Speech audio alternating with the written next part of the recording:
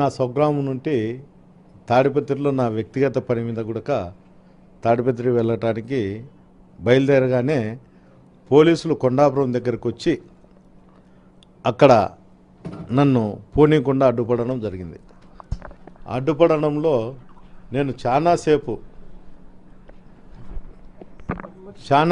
నేను అక్కడ పోలీసులతో అయ్యా నేను 10 నిమిషాల్లో పోతా, ఇది ఎవరు 10 నిమిషాల్లో నేను తాడిపత్రికి పోయి నా కార్యక్రమాలు అయిపు చేసుకొని ఇంటికి పోయి నేను తిరిగి అనంతపురం వెళ్ళాలా అని చెప్పడం జరిగింది.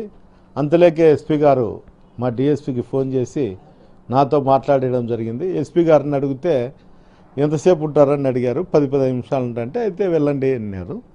నేను అక్కడికి పోతానే తెలుగుదేశం కార్యకర్తలు అందరూ ఫోన్లు చేసుకొని అందరూ కూడా అటుకి రావడం జరిగింది.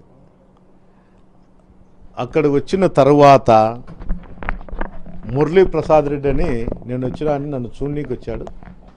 వచ్చినప్పుడు అతని పైన దాడి చేయడానికి ప్రయత్నం చేయడంతో అతను తిప్పుకొని వెనక్కి వెళ్ళాడు. దీనికి అందరికీ కారణం ఏమంటే నేను తాడిపత్రికి వెళ్ళకూడదు అనే ఒక ఆలోచనతోనే ఈ సంఘటన జరిగింది.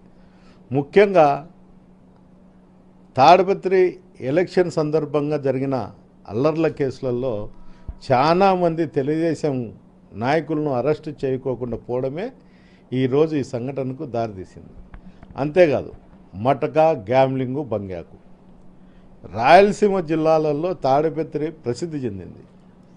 ఈరోజు అసాంఘిక కార్యక్రమాలు జరుగుతానుకొనే ఆ వ్యవస్థ అంతా నడిపే వాళ్ళంతా వాళ్ళ దగ్గరున్న పిల్లోళ్ళందరినీ కూడా జేసీ ఇంటి దగ్గరికి జమ చేసి వాళ్ళు మా దగ్గరకు వచ్చేటువంటి కార్యకర్తలు కానీ లీడర్ల మీద కానీ దాడి చేయడం జరుగుతుంది.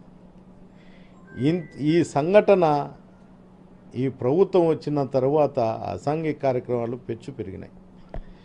పెద్దారెడ్డి అనే ఒక వ్యక్తి ఇక్కడ ఉంటే మాకు ఎప్పుడైనా కానీ రాజకీయంగా ఇబ్బందికరంగా ఉంటుందనే ఒక ఆలోచనతోనే ఈ దాడి ప్రయత్నం చేసినారు.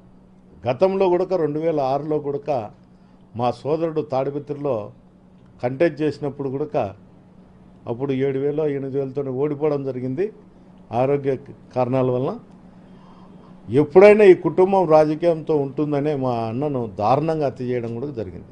దాంట్లో జేసీ కుటుంబీకులు ముద్దాయిలు కూడా.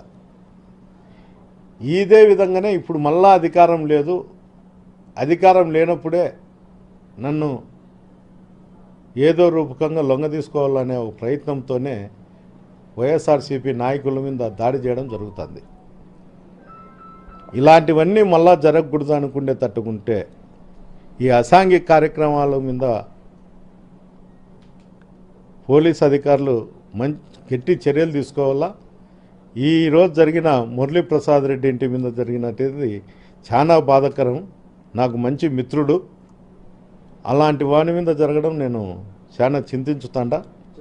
అంతేకాదు గతంలో కూడా అతని ఇంటి మీద జేసీ కుటుంబీకులే దాడి చేయడం జరిగింది. ఇట్లా ఒకరి ఇండ్ల మీద పోయి దాడి చేయడం అనేది చాలా నీచమైన సంస్కృతి.